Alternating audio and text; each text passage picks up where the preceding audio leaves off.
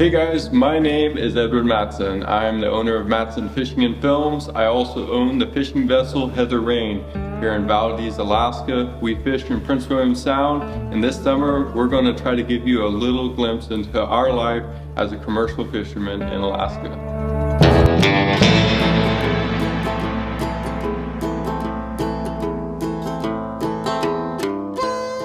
My name is Aaron Matson. I'm the owner and operator of Matson Legacy and also the captain of the Beachcomber. Just like my brother, I'm one of the youngest captains in the industry and one of the first of my generation.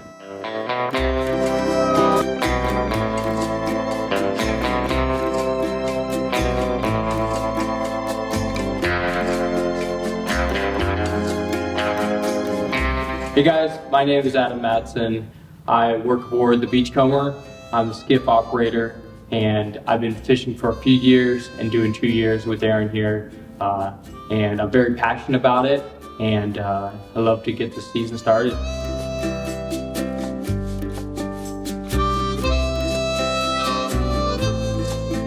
As you guys know, I was born Amish, and when I was 15, me and my family moved to Alaska. And I've been fishing for going on 9 years now. I bought my first boat when I was 21 years old, and now my brothers are starting to join me in this fishery.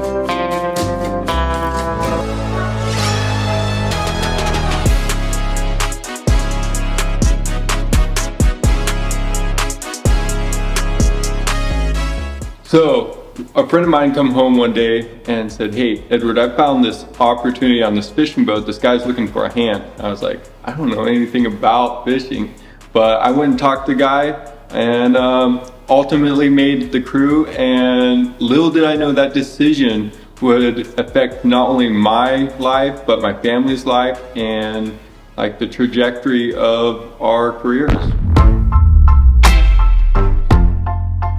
So the 2025 season's underway. We have 5 different species of salmon, and our first season starts with chums. It's not really our bread and butter, but it helps us get the kinks worked out of the system. We own purse seiners, which is the style of fishery we're in. There is 4 primary parts to the operation. You have the boat, the skiff, the net, and the crew.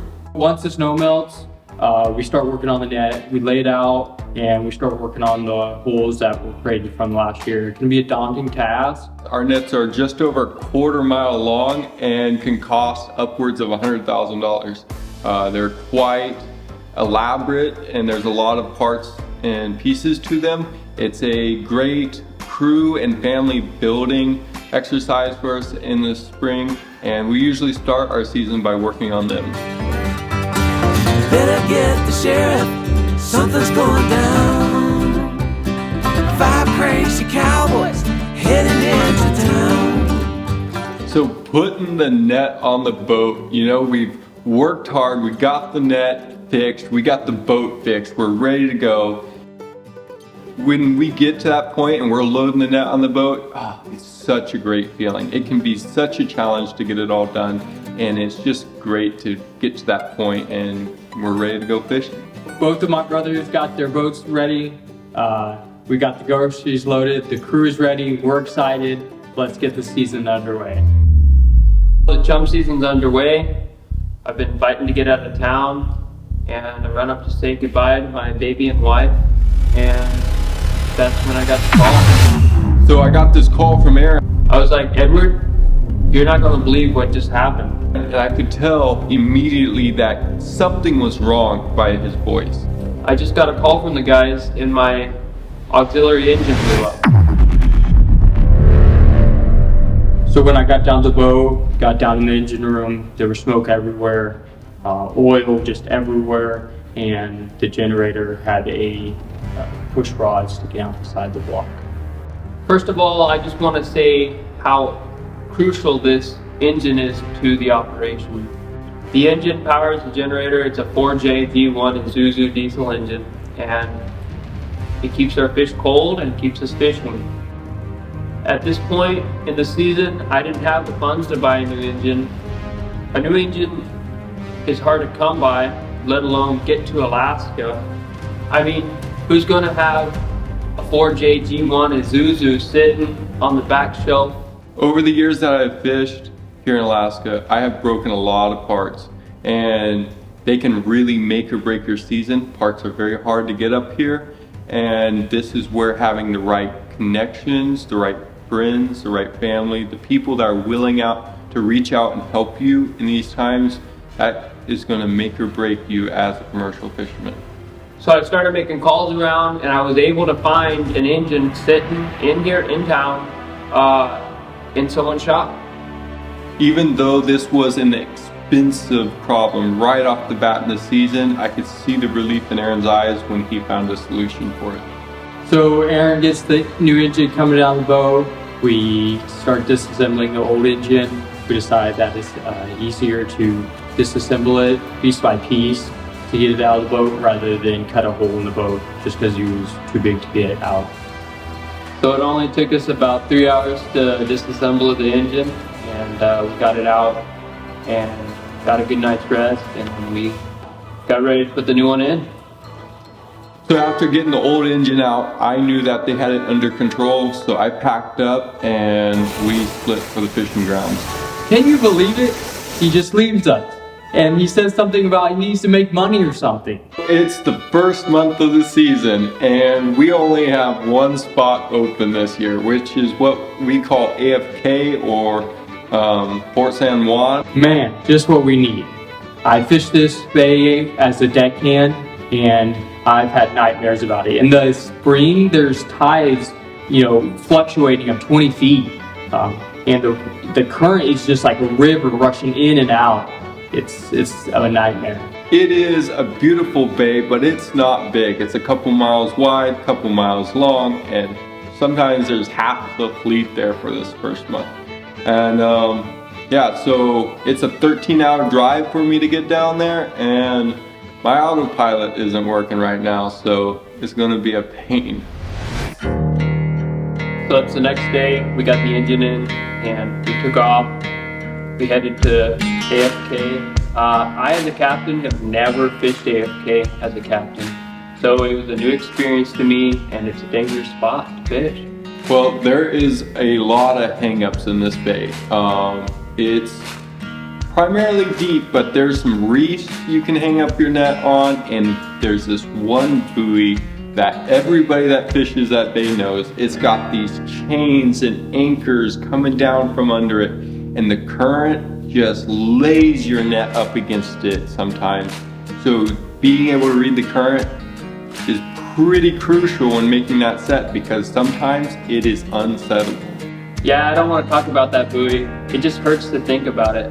When the current does switch and lays your net against that buoy, it can rip your net leads to cork line and ends up costing you thousands of dollars in gear, and it's not anybody's favorite day of the season. So all in all, AFK was a success. The crew got up to speed, we broke the boat, so we know what to fix. We didn't rip the net. We made some money. Like, it was successful.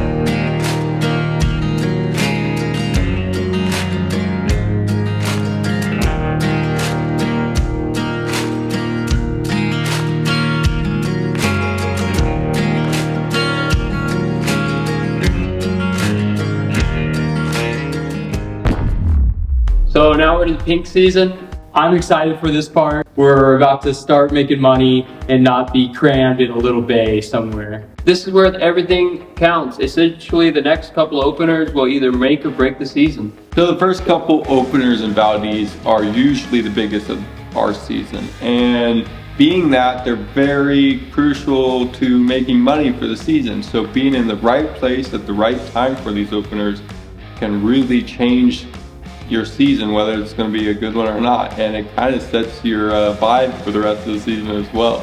First few openers, they went pretty good, but then Edward pulled a short straw.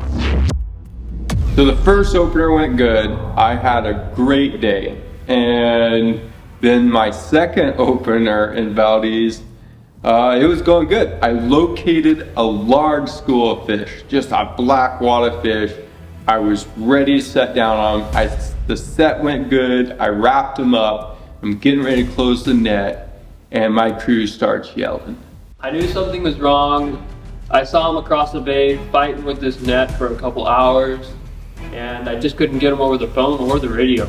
They're like, there's a whale in the net. There's a whale in the net. I'm like, no! I love whales, and my heart is crying. I'm like, this whale is crying. I'm crying. I'm like, why? Why me? And so we take our time, we get it cut out.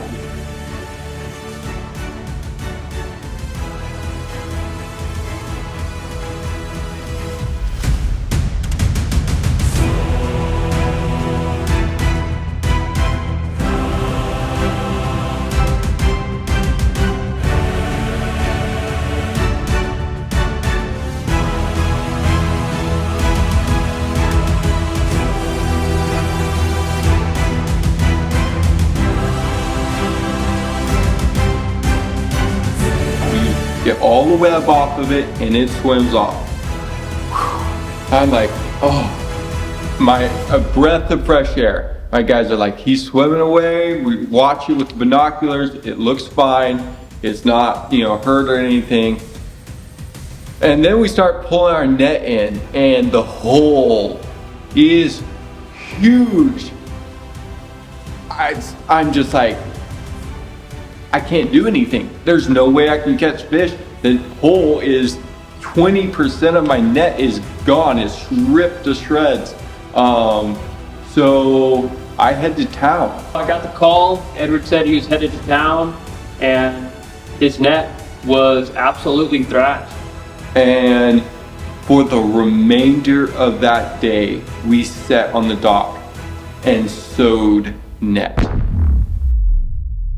After fishing that day, which was a great day, I come back into town and Edward was putting his net back on board, and I saw just how much damage the whale did. His net was completely thrashed.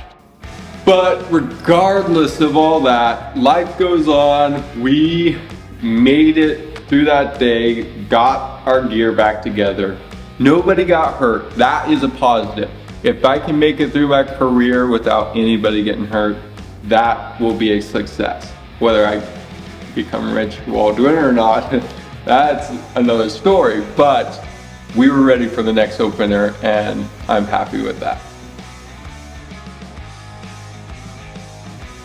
The feeling of setting your net is pretty awesome. Just like feeling your net glide over the stern, and you drop it in gear and you're smoothly cutting through the water, laying your net. It's really an art. Did they tell you about jellyfish? So if there's an annoyance in our fishery, it's jellyfish. They just suck. They're a fisherman's worst nightmare. As the season progresses, they just get worse, and sometimes you catch more of them than you do fish. But they're more than an annoyance. Boats have sunk from them. They clog up the net where we roll fish on and can cause water not to drain, which will roll a boat over. They can clog up scuppers and not let the water run off deck. When we roll fish on board, water comes on with them and jellyfish, and then the jellyfish clog the scuppers. The boat's leaning over, it can't drain the water, can't right itself. And yeah, I think my very first year a boat sank from that exact reason. Did I mention they suck? So moving on, the season went pretty good. The propeller on the skiff was trying to come off, which was annoying.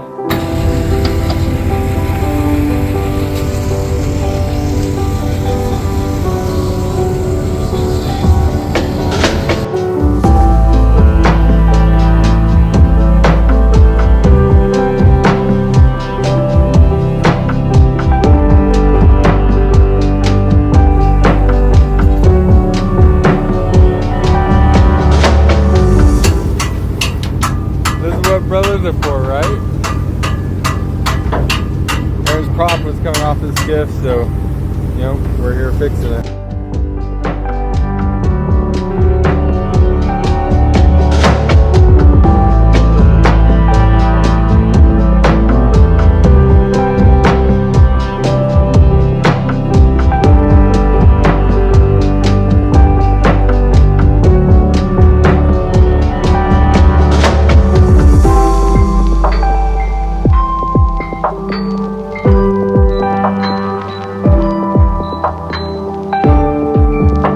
The rest of the season went pretty good. The only other nightmare I have is my skiff.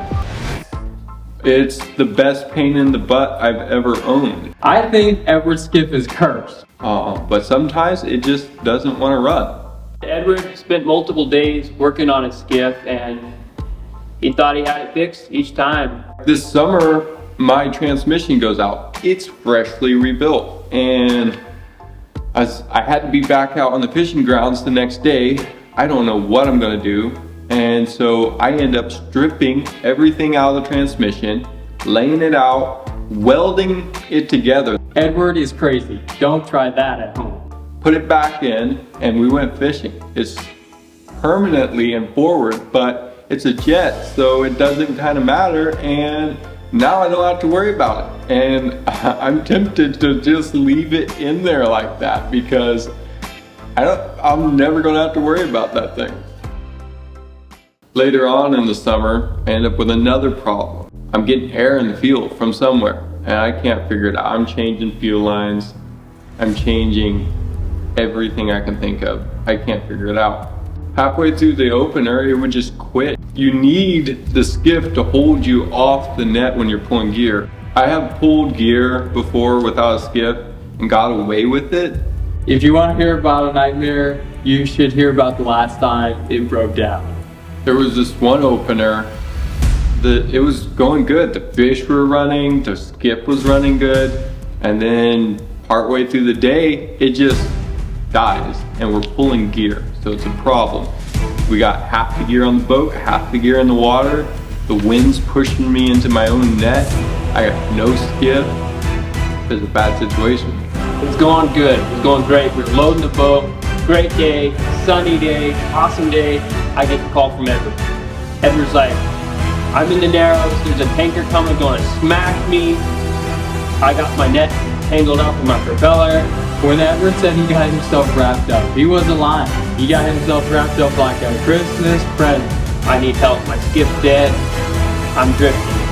And so we get the gear back on board. Adam hooks up to me. We take off. Hammer down. Adam's hammered down behind me. We're moving. We're heading back to save Edward. Just like last year, I got my net caught in the wheel right off the bat. And it's scary. And Edward was there to help me. And we all dove under the boat and cut it out. It's dangerous. There's net, there's loose net. And you don't want to get caught up in it. You got to cut it off the propeller, make sure everything's free, and get out of there. And it's dangerous, it's cold. The water can be 45 degrees or colder. So it's also scary for everyone waiting on you to come back out. It's very scary. You don't know if they're tangled down there. You don't know if the current's pushing them under the boat. It's just terrifying.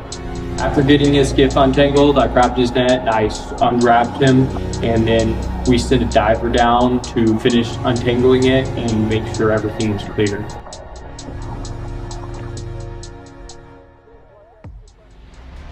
This industry is hard to get into, and it's hard to become a captain in this industry, and our family has just been very blessed to be able to have this opportunity. Fishing Alaska is more than a job. It's a lifestyle. Sometimes we don't hardly pay the bills, but you know, at the end of the day, it's a blessing to be able to put food on the table for people. It's a pristine, beautiful place to work. No, we're just out there trying to make our lives better and make our families' lives better and provide food for the world. This year was a great year. I just want to thank everyone that I was able to work with this year, and I've had a great time this summer, I work with a good friend of mine and some of the best people I know and love. And I just want to just say how thankful I was and how blessed I was for this season.